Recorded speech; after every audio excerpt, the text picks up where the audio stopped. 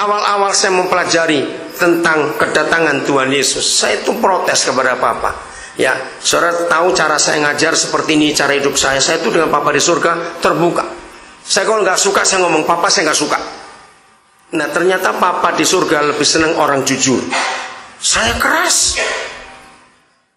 Kalau saya bilang protes, saya protes. Jangan takut, Papa senang kepada anak-anak yang jujur. Katakan amin. Kalau saya nggak ngerti ini, saya protes. Kenapa harus begini? Begitu beberapa saudara, baik mahasiswa maupun dosen, maaf saya cuma cerita, yang ikuti saya dari kemarin pagi sampai kemarin malam. Pasti ada banyak pertanyaan dari saudara, kenapa cara saya ngajar bisa beda? Karena saya terbuka dengan Papa di surga. Ada ayat apa sih nggak ngerti, saya tanya. Saya protes, kenapa begitu? Salah satunya ini, saya bilang, Papa jangan guyon. Kami disuruh menunggu kedatangan Yesus. Banyak nggak ayat berkata berjaga-jagalah sambil berdoa, tunggu kedatangannya? Ada banyak tidak? Nah saya berkata, pakai logika kita juga. Saya bilang, Papa jangan guyon. Bagaimana kami bisa menunggu? Yang kami tunggu tidak pernah tahu kapan datangnya. Guyon nggak itu?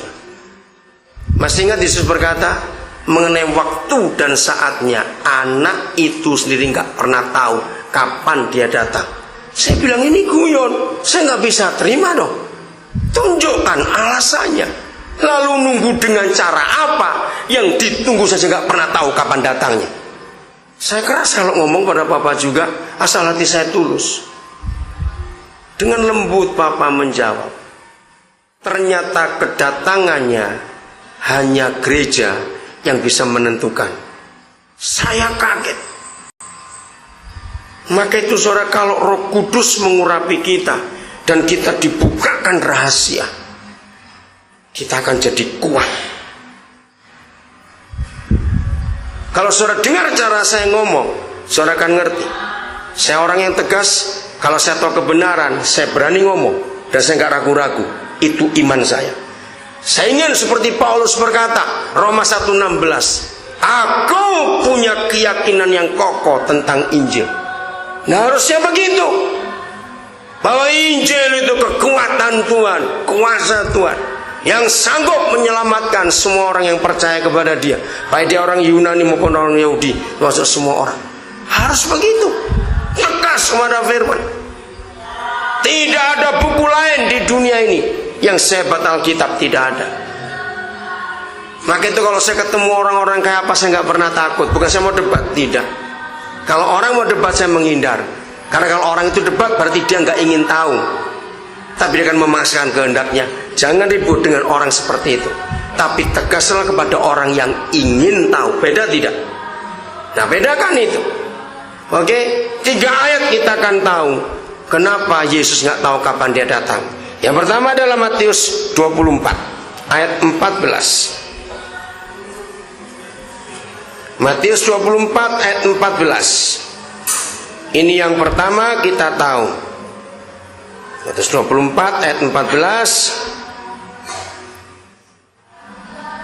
1, 2, 3. Dan Injil kerajaan ini akan apa?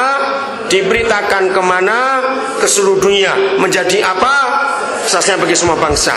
Sesudah itu barulah apa? Tiba kesudahnya. Nggak usah panik. Apa itu kesudahnya? Ya akhir daripada segala sesuatu. Kapan Yesus bisa datang? Kapan dia bisa menyudahi segala sesuatu di dunia ini? Jawabannya cuma satu. Kalau Injil kerajaannya diberitakan kemana? Ke seluruh dunia. Menjadi apa? Kesaksian. Bagi siapa? Segala bangsa. Itu tugas siapa? Malaikat? Tugas siapa cepat? Nah, tugas kita, tugas saya. Jadi, kapan dia datang? Jawabannya tergantung kita. Oke? Kisah Rasul 3:21. Kisah Rasul 3:21. Kita lihat ayat itu.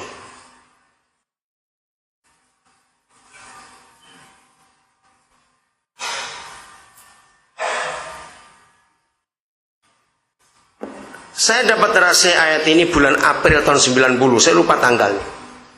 Waktu saya di Wamena. Saya akan baca. Kristus itu ada kata apa? Harus tinggal di mana? Surga. Nah, kata harus ini yang luar biasa. Saudari, kenapa nggak baca Alkitab yang mulutnya begini? Alkitabmu mana? Ayo, kenapa kamu melamun? Ayo, lagi mikir pacar, awas.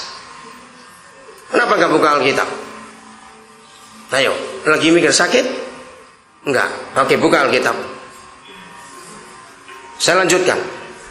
Kristus itu harus tinggal di surga.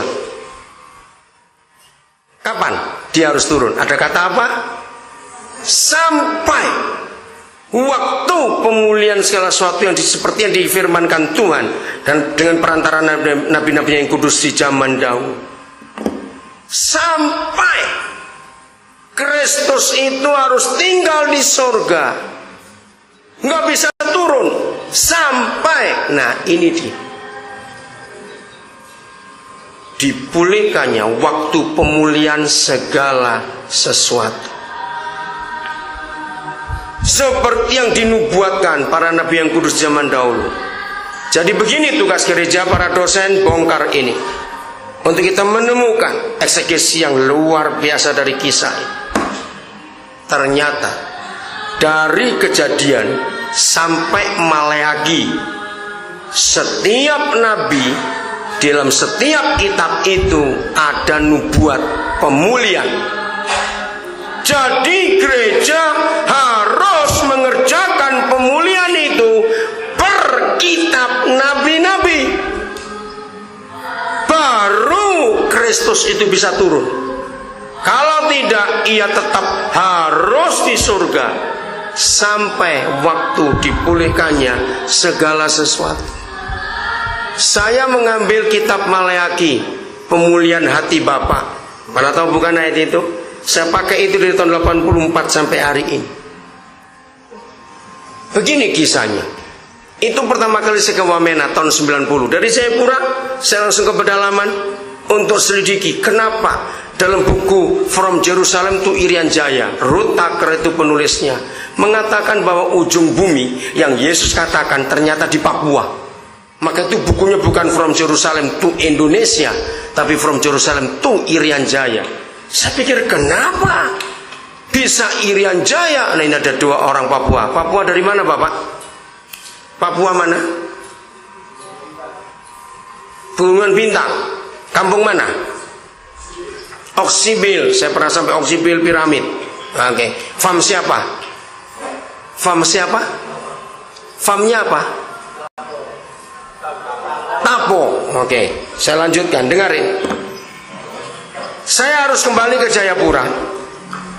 Maka saya ke airport. Kalau nggak ada kursi-kursi kosong diisi, ya cepat.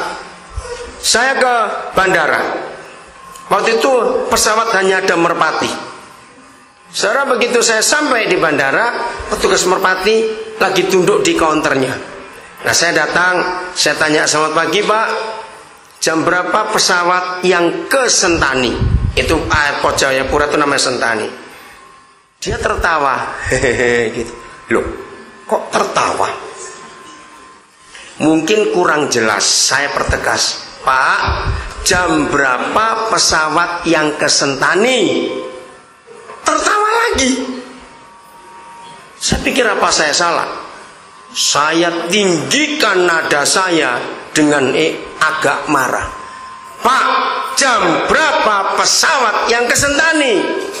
Baru dia angkat kepala dan berdiri. Dia ambil tiket saya, dia sorong lagi kembali. Pak, pesawat di pedalaman begini itu sampai hari ini saudara tidak pernah tahu jamnya jam berapa. Loh, jadi Bapak pulang dulu pakai mata dan pakai kuping. Saya mulai jengkel juga. Apa susah nyebut jam? Kenapa? Itu pakai mata, pakai kuping. Maksudnya saya tanya. Pakai mata Bapak lihat ke udara. Kalau awan masih penuh, nggak ada sinar matahari yang masuk, pesawat nggak akan datang. Yang kedua pakai kuping, karena Wamena kecil,